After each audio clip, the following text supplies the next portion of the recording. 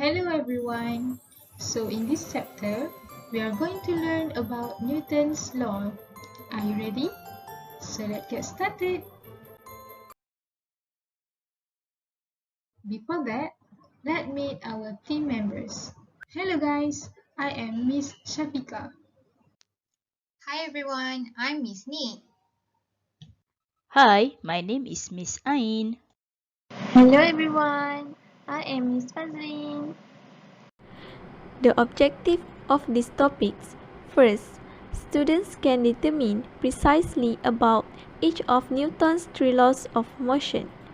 Secondly, students should be able to identify the proportional relationship between acceleration, net force, and mass. Third, the students can identify the quantitative effect of an alteration in the net force or mass of an object upon the acceleration of that object. Introduction. What is Newton's law of motion? Actually, the Newton law of motion initially developed by English scientist and mathematician Sir Isaac Newton.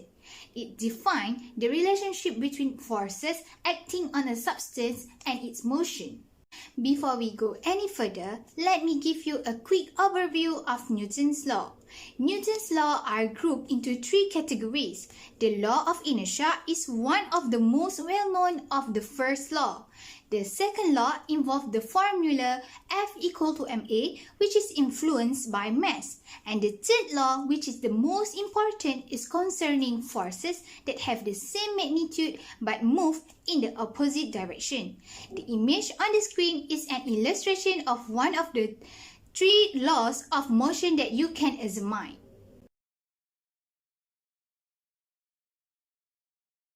First of all, I will explain about Newton's first law. So, do you know what is Newton's first law? Newton's first law of motion is often stated as an object at rest tends to stay at rest and an object in motion tends to stay in motion with the same speed and the same direction unless acted upon by unbalanced force. In fact, it is natural tendency of objects to resist changes in their state of motion. This tendency is described as inertia. A more massive object has a greater tendency to resist changes in its state of motion. Inertia. So what is inertia? Inertia is the resistance of an object has to change in its state of motion. Forces are said to be balanced when the net force on the object are zero. This is when all the forces are added up and the result is zero. For example, when you are standing, the force of the gravity is balanced by the force of the floor holding you up. Forces are unbalanced when the net force is not zero. In a tug of war, both teams apply forces. For a team to win, the force must be unequal and unbalanced. You want the net force to be in your direction. Example for Newton's first law. As an example, an automobile accident is an application of Newton's first law. This is demonstrated when a seat belt prevents you from rolling around within the automobile in the event of crash. When a collision is detected, the seat belt automatically tightens. This is because there is no unbalanced force acting on the individual when the automobile crashes. They continue ahead. The soccer ball is the next illustration of the first Newton law. This is described when a soccer ball remains at rest unless moved by some forces and it remains in motion till stopped by another force. The player's kick is generally the force that moves the soccer ball. Washing machine dryer is the final illustration of the first Newton law. This is evident when a washing machine dryers operates fully on the concept of the law of inertia. To dry the clothing, the drum of the washing machine dryer is moved, causing the clothes to move as well. However, the water molecule contained in the cloth do not follow the motion and remain in their rest position. The water collects at the drum's base due to the Earth's gravitational attraction. The perforation in the drum allows the water to escape, keeping the clothes dry.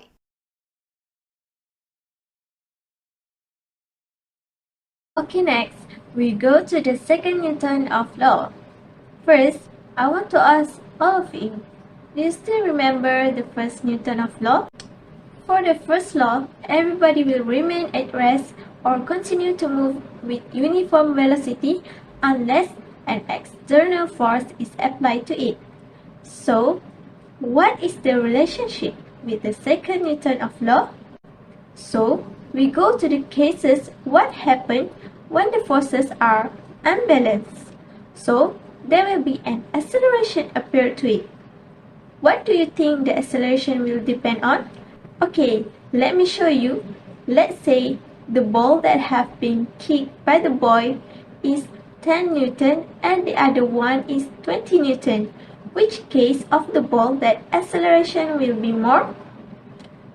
Of course, the one which force was more. So, the acceleration depends on what the net force is. If it was more the force, then more the acceleration. If the force less, then less the acceleration. So, we can conclude that acceleration depends directly to the net force. So, come on, the second thing that acceleration will depend on. Let's say there are amount of books in the table. The one have the mass of 5 kg and the other one have 10 kg.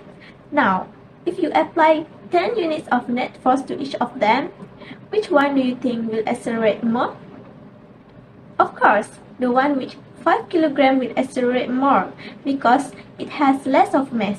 The less of mass, more the acceleration, and more the mass, less the acceleration. Hence, we can say that acceleration depends inversely proportional to the mass of the object.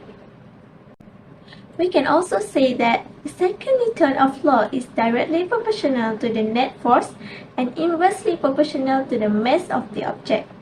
Or the most people understand like this. The net force is the product of the mass and the acceleration. So the units of the force is 1 kg and times with the units of acceleration, which is meter per second squared. And this is what we call as Newton. So 1 Newton is the 1 kg times with 1 meter per second squared. So if the object have mass of 10 kg and the acceleration is 10 meter per second squared, so the force we can say as 100 Newton. We can know that 1 Newton is defined as the amount of force required to give a 1 kg mass and acceleration of 1 meter per second squared.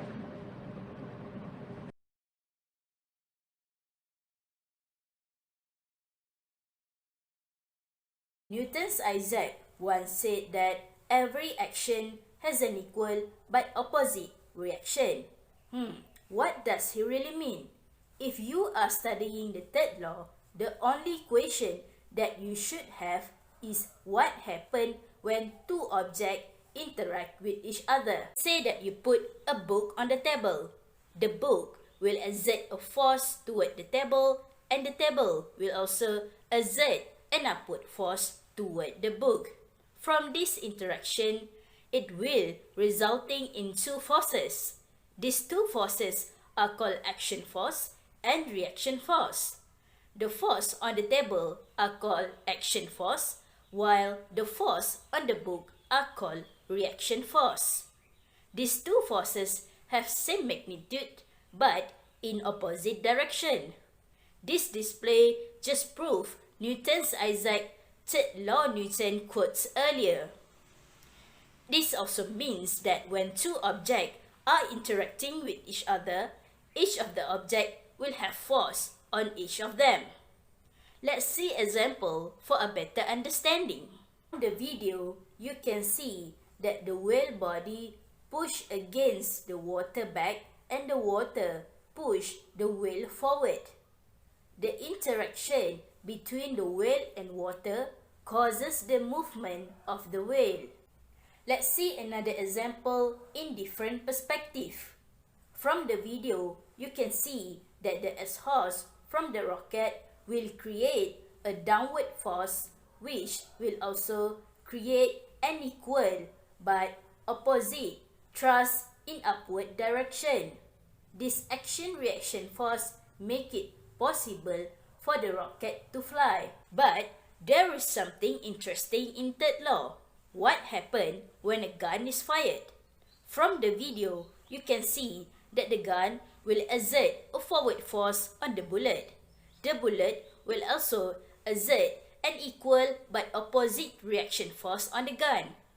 This exists in the recoil of the gun. However, if the action-reaction force are equal, why does gun do not recoil with the same acceleration as the bullet? Why did this happen? If you understand the second law, you know that force is a product of mass of the object and acceleration. What can you see from this formula? Yes, the higher the mass is, the lower the acceleration be. In this situation, the mass of the gun is higher than the mass of the bullet. Thus, its acceleration will be lower than acceleration of the bullet. Okay, now we are going to look at some questions that are related to Newton's law. Are you ready? Let's get started. Okay, for the first question, a tow truck pulls a car along a gravel road. The force applied by the engine of the tow truck is 9,000 Newton. The mass of the tow truck is 1,300 kg and the mass of the car is 950 kg. The vehicles are connected to each other by an inelastic tow bar of negligible mass. Now we have a truck pulling a car along a gravel road. So the situation would be like this. Okay, before that, I want to remind you of some tips. Before answering any question, firstly, you need to identify which Newton's law is involved in the question. As for this question, the next information stated is that the tow truck and car move at a constant velocity, and it's even written in uppercase letters. That should be a clue to us as to which law we are going to use. Now, if there is movement with a constant velocity, it means that we are going to use Newton's first law. Remember, everybody will remain at rest or continue to move with constant velocity unless an external force is applied to it. The first one is to draw a free body diagram indicating all the forces on the tow truck. A free body diagram, this way we use a dot and just indicate all the forces acting on that dot.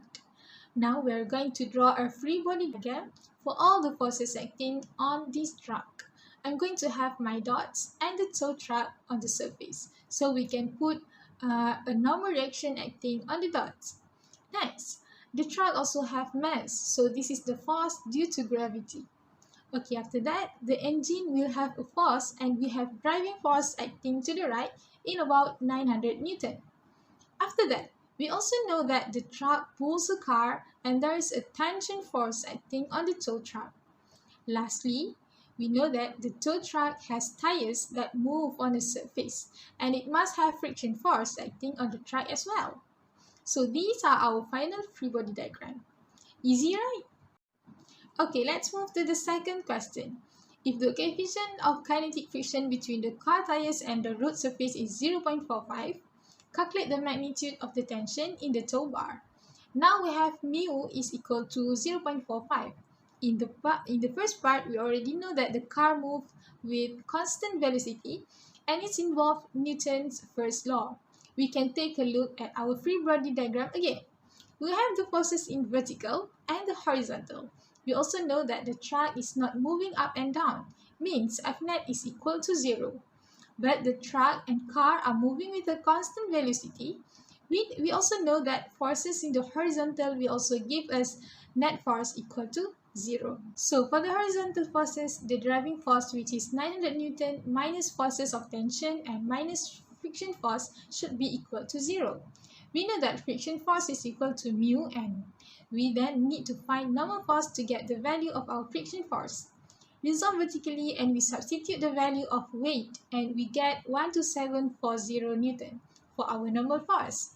Then we substitute the normal force into our first equation.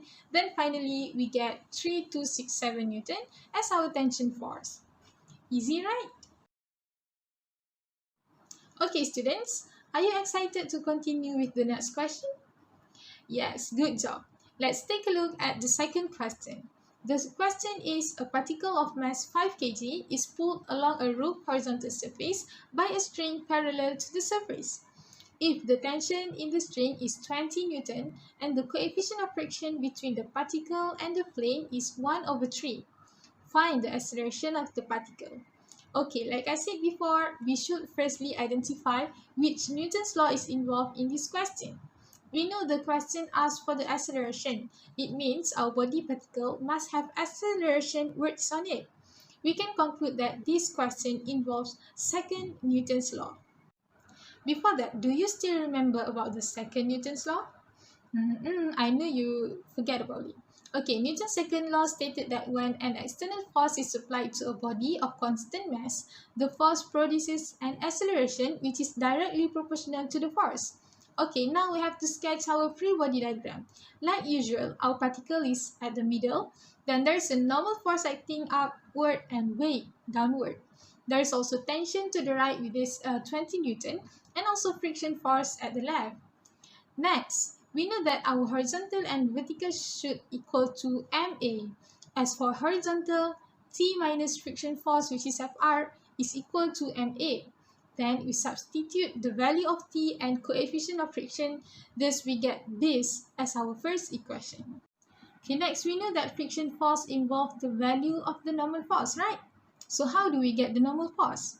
We need to settle the vertical part, which is normal force minus weight, which force due to gravity, and equal to MA to get the normal force value. Yes, this is our second equation. Lastly, when we identify our normal reaction, we need to substitute the value of normal reaction in the second equation into the first equation. Then we get the value of its acceleration, which is about 6.20 meter per second square. Did you get it? Yes, great job.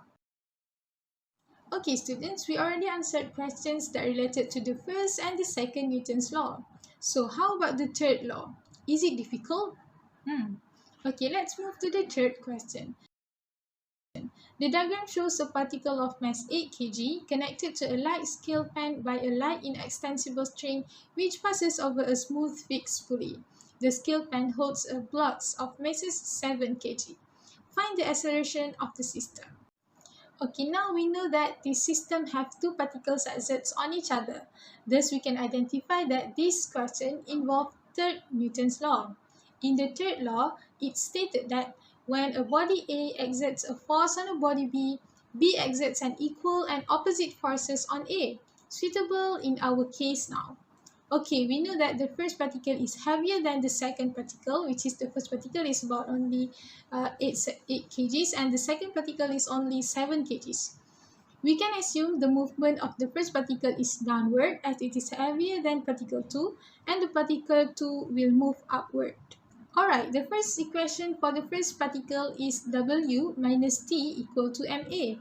Then we substitute the value of weight and mass. Lastly, we get T1 is equal to 8G minus 8A for the first equation. Same goes to the second particle. Since it's moving upward, the up force should minus the lower force, which is T minus W equal to MA. Like usual, substitute all the values and we get our second equation, which is T2 is equal to 7A plus 7G. We know that this equation involves third Newton's law. Thus, we can conclude that T1 is equal to T2. Thus, we compare both equations and we get the acceleration is 0.654 meter per second square. That's it. Easy, right? So that's all for the question. Thank you. In conclusion, learning Newton's law make you realize that something happened in real life are related to this topic. From turning off the fan, riding a bicycle, or simply jumping. All of these actions are either related to the first law, second law, or third law. All in all, learning this topic are very interesting since there are a lot of real-life application can be related to this theory.